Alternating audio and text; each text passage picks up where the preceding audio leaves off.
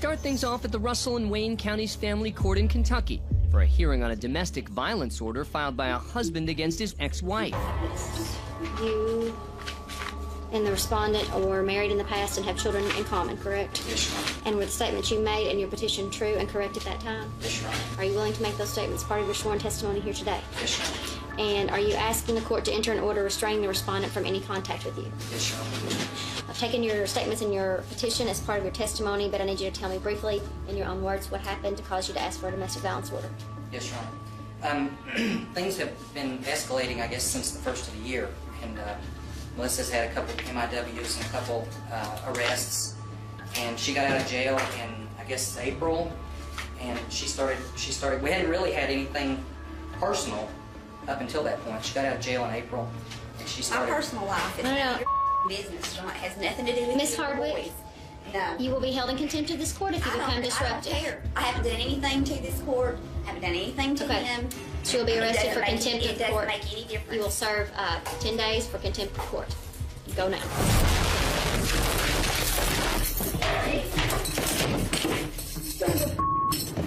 Follow me! Stand back. Wait and see. Get my bracelet off the floor. Get it. After spending nearly 5 months in jail, Melissa Hardwick pleads guilty to intimidating a participant in a legal process. She avoids any further jail time by agreeing to a court-ordered diversion or rehabilitation program for 5 years. The emergency protective order will remain in place of no contact. Before we hit the courtroom for our next story, we're going to take you back to the beginning of the defendant's journey. We're in Springfield, Ohio, and the owner of John's Drive-Thru is closing up shop for the night.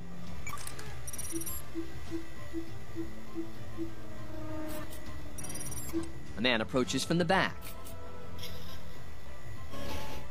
The owner spots him on the security camera feed. No! Get the hell!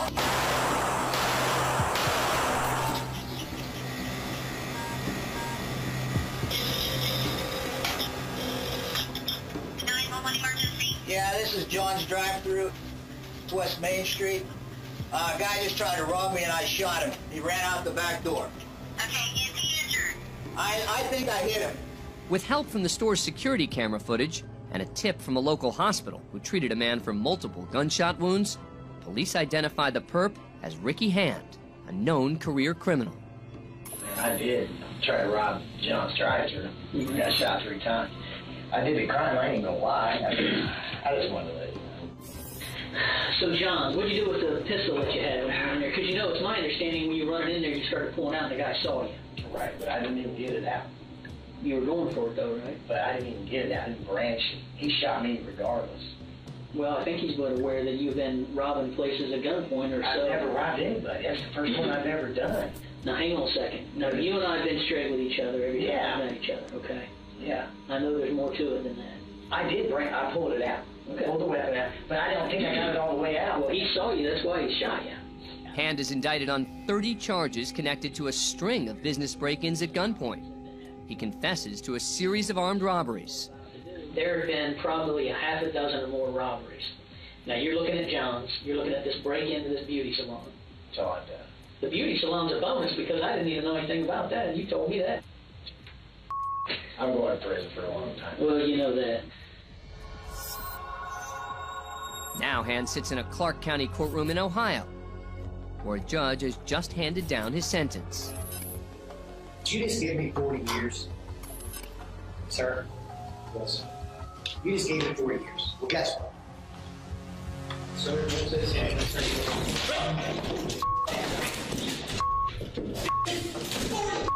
years, you got me 40 is a death sentence, man! Hand was clearly expecting a lesser sentence. But if we look again, You just gave me 40 years. you'll see he came prepared for the worst. You just gave me 40 years. Well, guess what? Look closely. Hand reaches into his arm sling and pulls out some cloth that was hiding a small bottle filled with, ready for this? His own feces and urine. 40 years, you got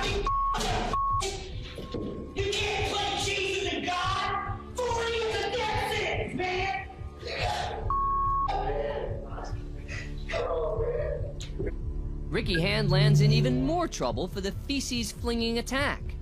In addition to his previous charges, he now faces charges of harassment with bodily fluids, obstructing justice, and retaliation.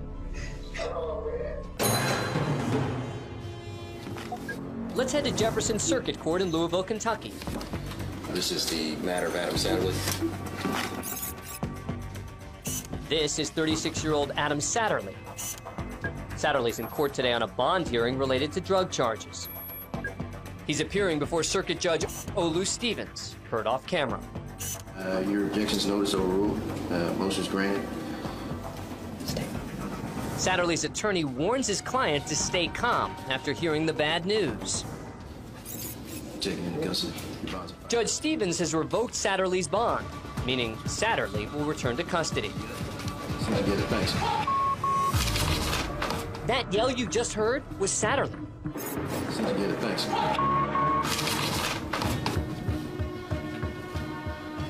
Thank you, Your Honor. Now the new year starts. That's all the cases that I have. The judge seems to be moving on with the day, but then... Miss Albee, before you go, I mean, Sheriff, can you indulge me one second? Yes, sir, of course. Can you knock on the door and tell the sheriff to bring Mr. What's that guy? Satterly? Bring him back. You just tell the sheriff to bring him back. Oh, Brad. You still have Satterly? I do. You bring him back. Bring him back out. I apologize. Just give me 1 minute. It won't even take that. The judge has some unfinished business with Satterly. Is there something that you wish to say to me? No, it's my brother.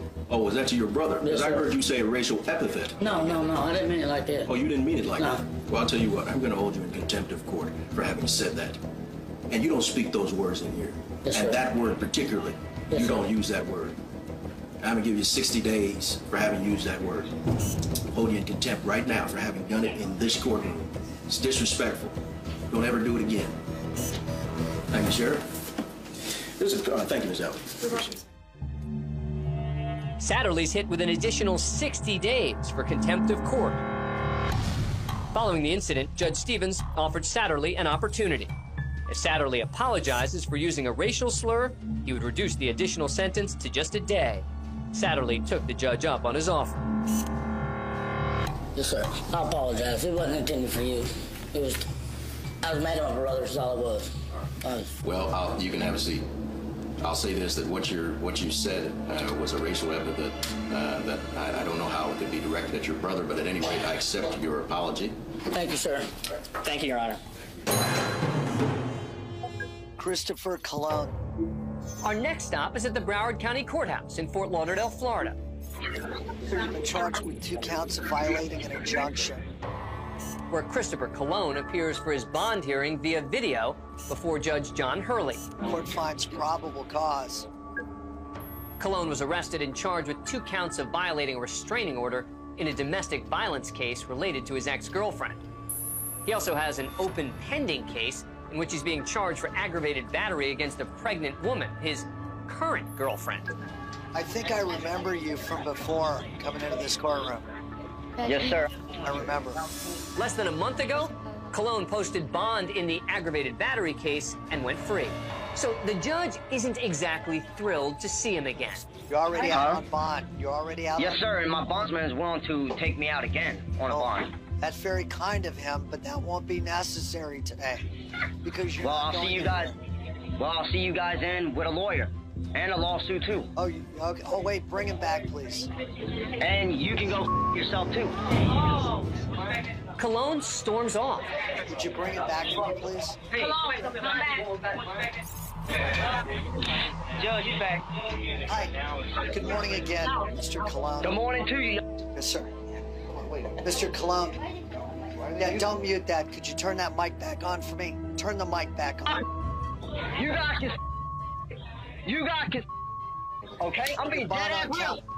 $125,000. Your bond on count 2 will be $125,000. How much is my bond? $250,000. Okay, no problem. I can bond out, man. Court will also order, sir, on case 14-7168 CF10, you'll be held without bond. That bond is revoked. With the amount seemingly no issue, the judge has just taken away the bond from the aggravated battery case, meaning Colon will not be able to go free this time. And this really sets him off. Like I said, you guys why you guys had it. Sir, the court at this time is inclined to hold you in contempt of court. I don't give a go ahead, I got lawyers, man. Look here, your behavior. I don't got nothing to say, man. Now, I will find you in contempt of court for disrupting this court. Now, I will give you was already going to find me in contempt of court. I will give you an opportunity. Is there anything you'd like to say? You ain't no Hitler, man, for me to have to salute. Noting that you made no comments in your defense, the court at this time will sentence you to 364 days in the Broward County Jail. Thank you very much. Have a... You, that's why. Yes, sir. Thank you. Can I see Mr. Colon, please? A week later, Colon is back in front of the judge. Judge Harley, I apologize. What I did, I was wrong. And not only I was wrong for cursing you out, the deputies hearing me curse you out, I apologize to them too. Your Honor, I apologize real bad, and I'm asking for my apology, please, Your Honor. Okay, the apology's accepted. It will be converted to time served at this time. Colon's apology gets that additional year sentence for contempt cut down to time served, but still gets no bond on the aggravated battery case and serves almost 14 months before he's released. We head down to Daytona Beach, Florida, where a call comes into the Volusia County Sheriff's Office. Communications, Warhurst. Yeah, I want to report a crime that's about to happen. What do you mean a crime that's about to happen? Yeah, there's about to be a crime that's going to happen if my kids don't come back to me, you stupid because your stupid judges don't want to bring people to courtrooms. I got a gun pointed at your building. Sir, what is going on? Who the you calling sir, you stupid? Where's your judge warrant at? You gonna bring that out in handcuffs and I'm gonna execute that son of a right in the street. I'm letting you know I'm gonna shoot this. You gonna with my kids. Where are you at, sir? I just told you I'm outside of her building waiting for her to get there in the morning. I'm gonna pop a cap in that. You stupid. Detectives identify the anonymous caller and track him down. Alan McCarty is arrested and charged with making death threats against a judge, whom he mistakenly believes took his children away in a child custody case. Now, a year later, in front of a different judge, his trial begins. All right, back on the record, Mr. McCarty, President. He's under oath from the start of the trial. No, I'm not. I'm not under oath. All right, raise your right hand. Want to swear in? I'm not under oath. Raise your right hand, please. That's your bad finger. I didn't appreciate that. You're going to threaten me like you did the other day? Threaten you to participate in your... No, you threatened my life the other day. I am not under oath. This is being done unconstitutionally. Y'all took my kids unrightfully. You want to allow my witnesses here?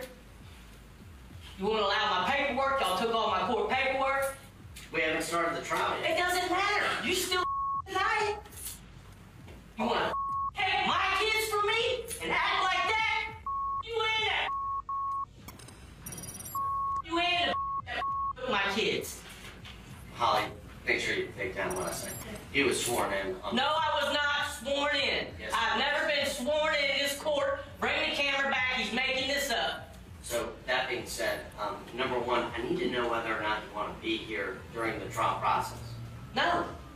All right, do you want to testify then? No, I don't. This is all being done unconstitutionally, unrightfully. Do you want to be in the room or not? Do you want to? I'd prefer not to, sir. Well, you got a mouth for it. No, do you want to be here or not? Oh, who the f to sit here while you take their kids? This is a conflict of interest. Every right y'all I supposedly have you violated. Can I get some water, please? I got a lot more cussing to do. I need to wet my mouth.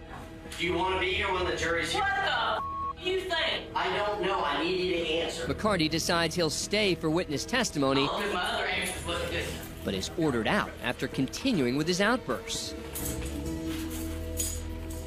McCarty's eventually found guilty. He returns the following month for sentencing. Everyone ready to go? Yes, Your Honor.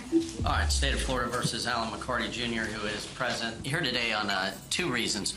One is to sentence on a jury verdict that had been accepted, but we're also here on an order to show cause, which I would like to address first. First of all, if I haven't formally already, but you're before the court, Mr. McCarty, to show cause why I should not hold you in contempt for behavior that you demonstrated during the jury trial. You threatened the unborn child of the prosecutor. What a bunch of lies, you stupid piece of Then also... You threatened my life. In the, You back room. No, I'm not standing. I'm resisting. I'm not resisting. I'm just not standing up. I'm not standing. I don't have to stand. McCarty's removed again. This time he's placed in a back room with a one-way mirror. Count 1, I'm going to adjudicate him guilty, sentence him to 15 years in Florida State Prison. As to count 2, I'm going to adjudicate him guilty, sentence him to 5 years in state prison to run consecutive to count 1. So a total of 20 years. McCarty's currently serving his sentence in a Florida state prison.